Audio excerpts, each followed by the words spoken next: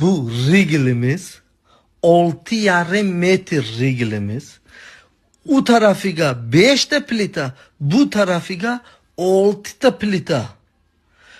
Buni ustiga kallasi ishlamagan bolalar, usta bolalar yarim oqshomga yukni bosib tez ishlaymiz deb buni ustiga 20 mingta g'ishtni zakaz qilib 15 mingta g'ishtni bir joyga qo'yadimi? Bu yana qaranglarda reglimizga plyusavoy regl yo'q, plyusavoy. Faqat minus uzunasiga ketgan. Judayam katta yukni ko'tarib turibdi bu reglimiz. Shuncha ham yuk oladimi? Bu regl baquvvatligidan yerga uzib tushmagan regl. Osilib turibdi, plitalar sinib ketgan. Regl baquvvatligidan majburlikdan turibdi o'zi jon deb. Bu vashi noto'g'ri ishda bu.